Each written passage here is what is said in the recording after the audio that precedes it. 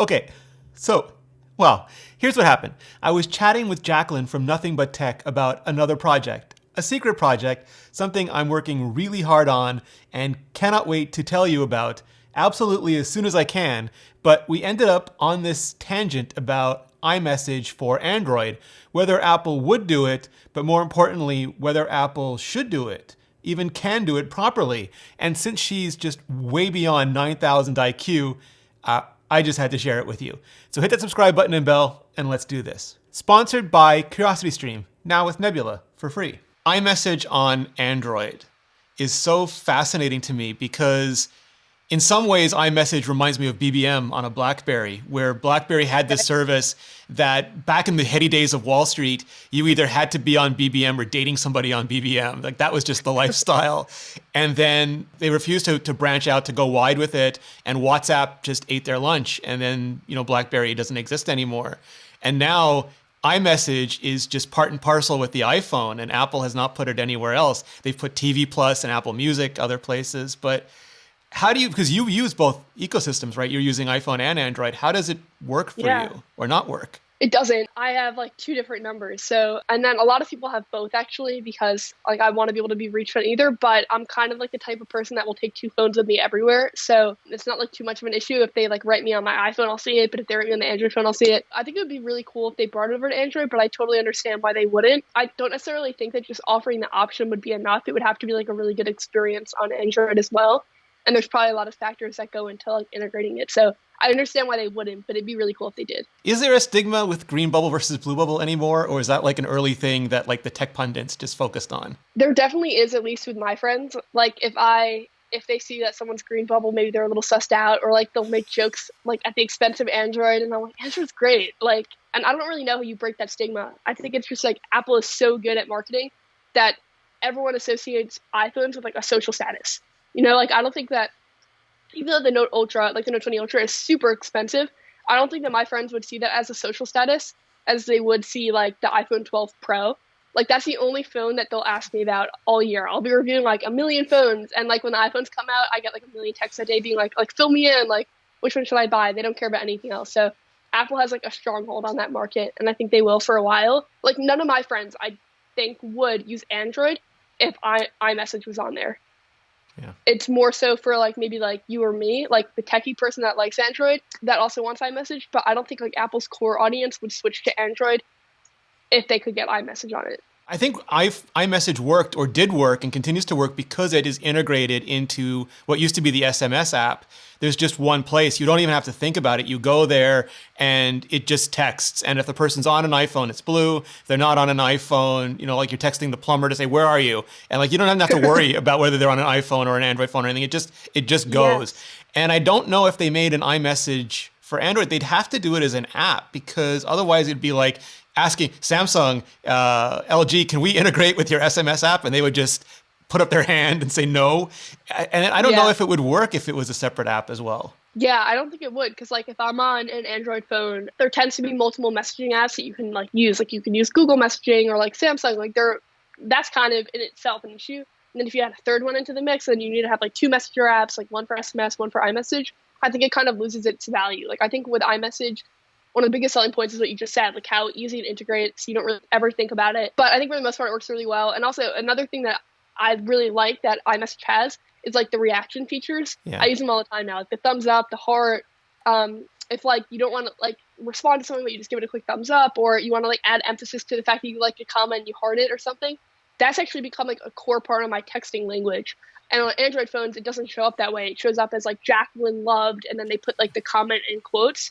So they would have to like figure out a way to integrate that. So that I just think there's so many elements that like we can quickly be like, oh, like there should be iMessage on Android, but it feels like it's a lot more complex than just saying that. Yeah, and I wish they would do more of those too. Like I would love a broken heart and the smiling, laughing, crying face as reactions. Yeah, that's a really good idea. Yeah, because sometimes it's not like a heart or like I would also like one that's like not like a dislike, but like that's not what I mean, or like something like that. Like, I don't know how you would even do that, but I think there's opportunity for more for sure. That was one issue. Some people complain that you wouldn't be able to maintain security on Android just because Apple doesn't have the full level of security control that they have over an iPhone.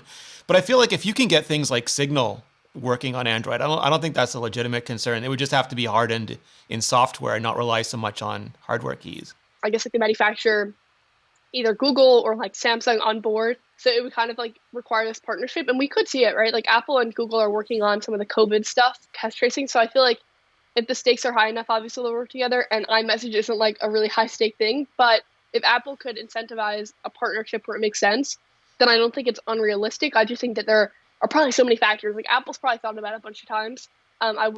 They've probably gone through a bunch of different scenarios, and I don't think the only concern is a financial one, like, oh, would we lose users? I also think it's like, would it degrade our brand? Because I feel like for Apple, a huge part of their brand is like their reputation, and if it like doesn't work or there are issues with Android, then it kind of like reflects on them, even though it could be an issue on the actual phone. You did mention the finance though, and that I find interesting too, because Apple is historically not great at services and not great at cross-platform. And I think the idea of just adding 1 billion Android users to whatever servers iMessage is running on is probably a big deal to them. Like, you know, like whether those servers would just fall down and cry, I don't know. But they probably do think about monetization. And I know back in the day, people would like, oh, Apple could just sell stickers, just sell sticker packs, and that would cover it. Or people say like, do a subscription. You know, like you have your Apple One subscription or your Apple Music subscription, just do an iMessage subscription. And everyone on Twitter says, yeah, I would do it, or at least some people do it. But I don't think a lot of people would find iMessage worth paying for because they have WhatsApp and Facebook and Signal and Telegram and all these free options. Yeah, I think it's super easy to be someone in the United States and be like, iMessage is it. But I think that outside of the United States and Asia and all these other places, it like no one really uses it. They're all using WhatsApp. Like WeChat in China too. Yeah. You're exactly right. The world is fractured in messaging. Literally, yes. But also like WeChat, I feel like is like the culture in like China and all these other places where like a lot of the commerce, like you kind of need it. I don't even know if Apple did this, like how many more people they'd really be reaching. They'd reach a lot of people in the United States, but worldwide, they wouldn't necessarily, it wouldn't change. They may, a lot of the people that use Android that I know personally use it, like if they're in my life as like oh, I'm not an iPhone user. Like, a lot of them aren't necessarily using it because, like, they think it's a lot better, but they almost use it as, like, a reverse status symbol. Like, yes. A status symbol of, like, not being, like, with the crowd type thing. Like counterculture. So, yes, exactly. So, I don't know if then they'd be like, yeah, but let me pay $15 a month for iMessage. Like, I just don't know what if the market would literally just be, like, people that post tech reviews on YouTube and like maybe a little outside of that, or if they would get like that huge Android market. Yeah, I feel like there would be like a half dozen people on, like our Twitter friends would do it. Yeah.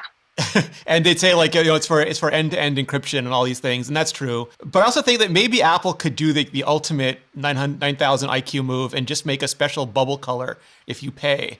So it won't be blue or green. It'll be like, I don't know, orange or something. And then everyone knows that you're either dumb enough to have paid a subscription fee for iMessage, or you're like the ultra elite who was able to pay subscription. That's actually so funny. Yeah, I wouldn't put it past them, you know?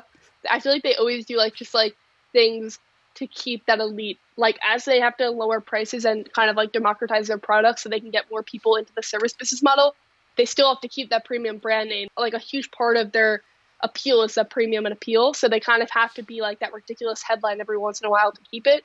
So I could totally see them charging like $50 a month to get a different color and having people actually pay for it. As always, you can find the full extended version of this chat up on Nebula. That's the streaming video platform I'm building along with education-y creator friends like Alex, the Low Spec Gamer, Jordan Harrod, TechAltar, Epos Vox, Real Engineering, Real Science, and so many more. It's a place where we can put up just exactly that kind of extended and bonus content without having to worry about demonetization or the tyranny of the click-through rate or watch time or algorithms or ads. And you can find full-length versions of my chats with iJustine, Jonathan Morrison, John Gruber, Walt Mossberg, Jacqueline, and more. Also, all of my videos, 100% completely ad-free, including Apple Talk, my new Psychology of Technology podcast with Georgia Dow, which has a bonus topic available only on Nebula. So, what exactly does any of this have to do with CuriosityStream? Well, as the go-to source for just the absolute best documentaries on the internet, they love educational content and thoughtful creators. And so we worked out this deal where if you sign up for CuriosityStream with the link in the description, not only do you get CuriosityStream, but you also get Nebula for free. And for a limited time, CuriosityStream is offering 26% off. That's less than $15 a year and just one of the absolute best deals in streaming. So click the link in the description and get CuriosityStream for 26% off and Nebula for free. Or you can go to curiositystream.com/ReneRitchie. It's a great way to support this channel and educational content directly for less than $15 a year. Just click on the link in the description or go to curiositystream.com/ReneRitchie. And clicking on the link really helps out the channel. For a ton more on Apple in 2021, click the playlist above. I've got in-depth previews and explainers that'll tell you just everything you need to know. So click on that playlist and I'll see you in the next video.